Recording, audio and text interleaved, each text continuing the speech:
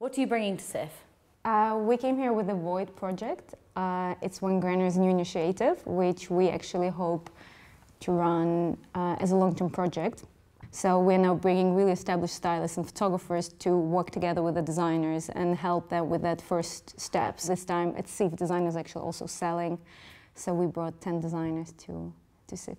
Part of the project obviously is creating these connections between the stylists and the designers.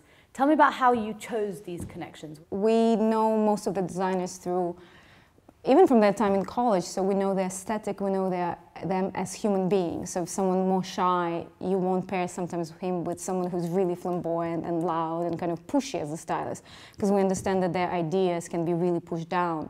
So, and I know most of the stylists personally as well. So it was a lot about looking at the aesthetic, at their work, and where they want to be in a few years, and then figuring out who will fit that aesthetic. So I'm interested to how much intimacy is important to that journalistic practice. I think when you start helping these designers without personally knowing them, we take them to the wrong direction.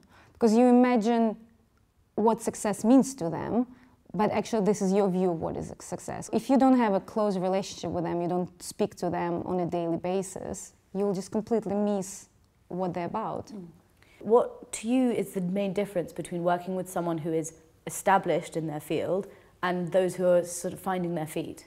I think that was the nicest thing about running one Granary, and that's when we kind of felt that, oh, we're finally doing something right, when people we were really looking up to are sitting now with us around the table, and they always treat us right. We never feel that they're patronizing us in any way. We've spoken a bit about age before, but I wonder if you agree with the idea that fashion can't help but fetishize youth. Fashion is really intelligent and should be very intelligent, but lots of people who are involved in fashion are not.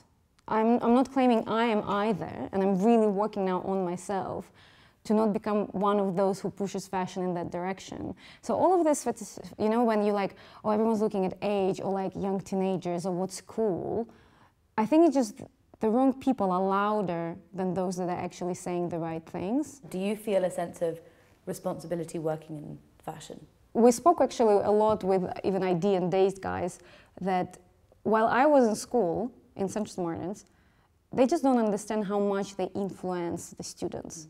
We would literally have phrases like, oh, it needs to be more dazed, or, you know, it needs to be, that meant it's cool. I want one day to see people I help to succeed, but I don't want to also pull someone into an unhappy place. Thank you very much, Olya. Cool, thank you.